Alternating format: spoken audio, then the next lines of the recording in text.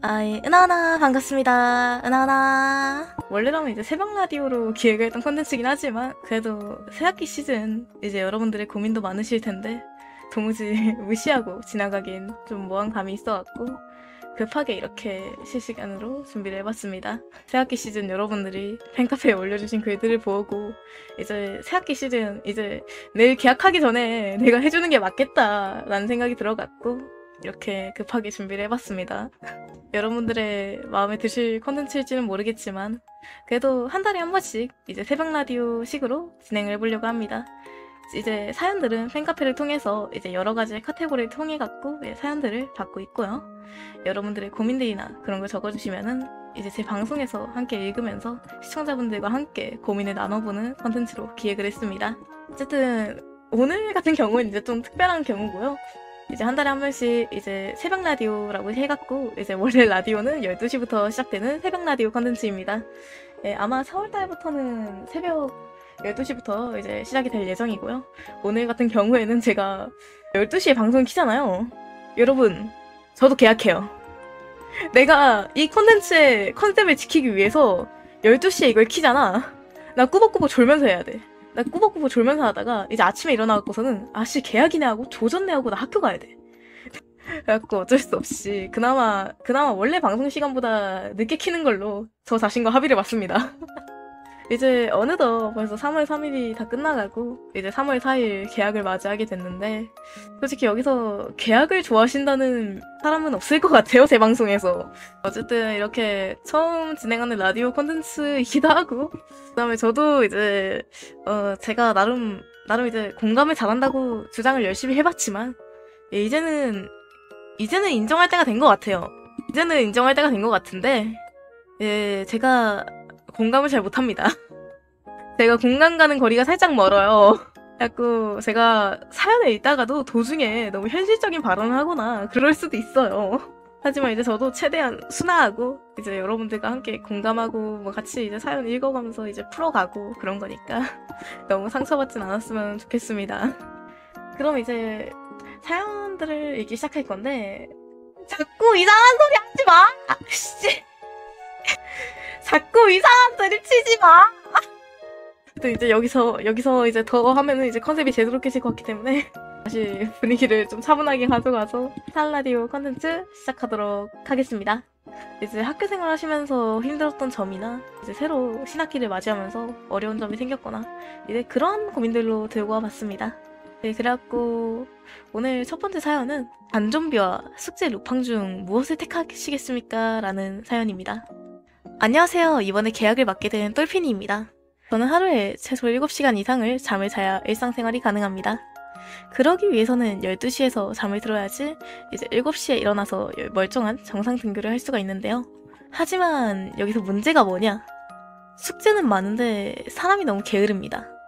그것도 너무 게으릅니다. 물론 시작만 한다면은 정말 열심히 하는데 역시 시작이 어려운 것처럼 저 역시 시작을 못합니다. 하지만 이제 개학이 다가오고 정상 등교를 하게 되면서 저는 이렇게 많은 숙제들 덕분에 반 좀비로 지내거나 아니면 숙제 루팡으로 지내거나 둘 중에 하나로 살게 되었습니다. 게으른 인간이 빠릇빠릇하게 움직이는 방법이 너무나도 급하고 항상 여유로운 상황이 아니면 숙제를 제대로 못하면서 괜히 여유로우면서 게을러지는 탓에 저도 너무나도 숙제가 많이 밀려버렸습니다. 이제 뭐 하루 양이나 이틀 양, 뭐 3일 양 그렇게 다 숙제가 정해져 있잖아요. 점점 이제 쌓이는 숙제들의 양을 감당은 못하는데 8시간 이상의 숙면을 취해야지 7시간 이상의 숙면을 취해야지 생활이 가능한데 그러한 패턴을 못 이겨서 너무 게으른 탓인지 계획이 잘 지켜지지 않습니다. 책상 위에는 항상 뭐든 간에 빨리 끝내고 놀자. 오늘만 열심히 하자. 오늘만 열심히 살면 되지. 뭐 쉴 시간, 놀 시간 한 번 더 라는 문구를 적고 그 반대로 살고 있는 저는 도무지 어떻게 해야 될지 감이 잡히지가 않아요. 이 성격을 어떻게 해야 고칠 수 있을까? 머리로는 다 알고 있는 내용인데 막상 실행하려 하면은 몸이 잘 따라주지 않습니다. 째깍째깍 들려오는 시계 소리가 제 인생에서는 가장 큰 적입니다. 공부는 하기 싫은데 게을러서 시작은 느려지고 쉬고 싶진 않아서 밤늦게까지 하는 이 성격 탓일까요? 그렇게 열심히 숙제를 끝내고 나면은 결국 다음날을 맞이하고 반 좀비 상태로 일어나게 되어 하루 동안 너무나도 힘든 삶을 보냅니다. 큰일이라도 터져야지 제 자신이 정신머리를 잡을까 걱정이 됩니다. 이렇게 게으르게 살면은 제 인생이 어디로 흘러갈지 도저히 모르겠습니다. 글을 쓰면서도 너무나 창피해지고 이렇게 게으른 저 자신을 어떻게 통제해야 될지 모르겠는데요. 아무리 계획을 짜도 계획을 이루지 못하는 이 게으른 자신이 너무 원망스럽습니다. 저같이 게으른 사람은 어떻게 해야지 생활 패턴을 고칠 수 있을까요? 라는 사연이 들어왔습니다. 근데 이런 고민 같은 경우에는 이제 이 사연자뿐만 아니라 저희 방송을 본 똘핀 여러분들도 많이 겪지 않을까 싶어요.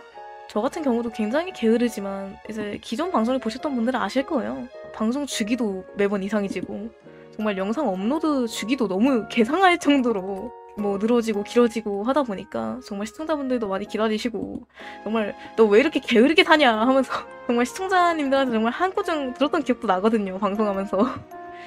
그냥 정말 제가 진정으로 하고 싶었던 일이 무엇이었을까를 생각했던 것 같아요. 내가 우선순위로 둬야 될 일이 무엇일까? 이제 정말 일주일이 힘들다면 정말 하루라고 해도 되고, 하루가 힘들다 하면 정말 코앞에 있는 정말 5시간, 정말 3시간만 계획을 해도 돼요. 짧게나마 이제 계획해보는 습관을 들여보면 되지 않을까 싶습니다. 그러면 이제 두 번째 사연으로 넘어가도록 하겠습니다. 안녕하세요. 전 유튜브를 하고 있는 중학교 2학년이 된 똘핀입니다. 일단 제 이야기를 들어보시려면 과거로 내려가야 될 것 같은데요. 제가 6학년 1학기 때, 그때 저는 친구들 몰래, 특히 반 아이들 몰래 저만의 유튜브를 하고 있었는데요. 개인 유튜브다 보니까 딱히 밝히고 싶지도 않았고 딱히 말해갖고 좋을 게 있을까 싶어갖고 어쩌다 보니까 몰래 하게 된 것 같아요. 어느 날 제 친구 중에 하나가 전학을 가게 되었고 그 전학간 친구에게 갑자기 메시저가 오는 거예요. 무심히 아무 생각 없이 메시지를 열어보았습니다. 그 당시에 저는 로블록스나 유행하는 춤을 찍고 그냥 쇼츠 내리다 보면은 평범하게 보이는 뭐 잼미들 중에서 하나였습니다. 하지만 그러한 어떻게 보면 조금 부끄러운 영상들 속에서 그 친구가 갑자기 제가 춤을 추는 영상을 보고 저에게 연락을 해서는 너 혹시 땡땡TV냐? 라고 물어보는 것입니다. 그때 만약 제가 나 그거 아닌데? 라고 대답을 했다면은 이 큰 고통을 면할 수 있지 않았을까요? 결국 그 친구에게 그 유튜브 나 맞다 라고 대답을 해버린 겁니다. 그리고 저는 그 아이에게 반 애들한테나 아니면은 다른 애들한테 나 유튜브 한다고 말하지 말아달라고 부탁을 하고 다음날 이제 학교를 다시 가게 됩니다. 근데 남자애들이 제 채널에 대한 내용을 이야기하고 있었던 겁니다. 저는 그 남자애들에게 다가가서 말을 건넸습니다. 야, 너희들 내 유튜브 어떻게 하냐? 덩치가 큰 남자애가 말하길 몰라? 라며 모른 척을 하는 겁니다. 제가 다니던 초등학교는 인원수가 적다 보니까 제 학년 인원수는 정말 11명밖에 안 됐어요. 그렇게 좁은 학교에서 저희 유튜브가 소문나는 것은 너무나 당연한 것처럼 그렇게 빠른 소문이 돌기 시작했습니다. 인원수가 적다 보니까 반 전체가 제 유튜브를 알게 되었고 또한 1학기가 조금 잠잠해지고 나니까 방학이 지난 2학기가 시작하자마자 저의 남자 사촌 동생이 야, 내 누나 유튜브 한다! 라고 소문을 내버렸습니다. 그래서인지 전 그 어딜 가도 학교에서 남자애들한테 놀림을 받았습니다. 그것 때문에 저는 PTSD가 생겼지만 졸업 이후에는 중학교 생활을 즐기면서 그 아픔이 조금씩은 잦아드는 것 같았습니다. 그 이후 상황은 어떻냐고요? 네, 맞아요. 저는 또 놀림을 받고 있습니다.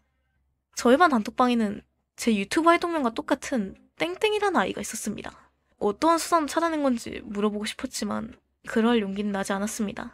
저는 6학년 때의 아픔을 다시 겪고 싶지 않았습니다. 그래서 저는 유튜브 쇼츠에다가 그 아이들이 보길 바라며 영상을 올렸습니다.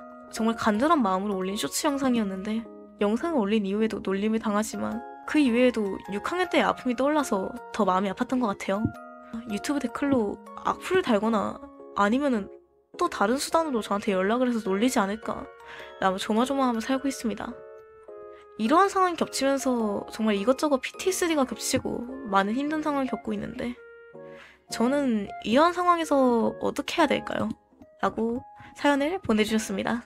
일단은 저는 어린 나이에 유튜브를 한다거나 그런 걸 부정적으로 보진 않는데 아무래도 이 나이대에서는 그만한 놀림거리가 없죠. 제가 해줄 수 있는 말이란 그냥 그 아이들을 무시하라고밖에 말을 못할 것 같아요. 특히나 이제 중학교 2학년 됐다고 해도 알 친구들은 알고 있는 거니까 아마 신학기에도 지속된 괴롭힘이라고 할 수도 있을 것 같아요.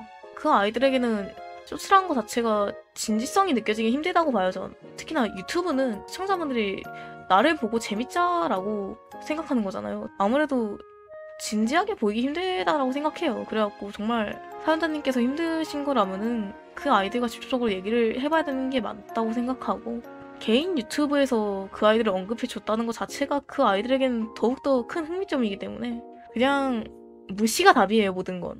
답을 줬기 때문에 그 아이들은 또 다른 답변을 바랍니다. 그러면은 오늘은 아쉽겠지만 사연 라디오 벌써 이렇게 막을 내리겠습니다. 지금까지 라디오 진행을 맡은 네네핀이었습니다.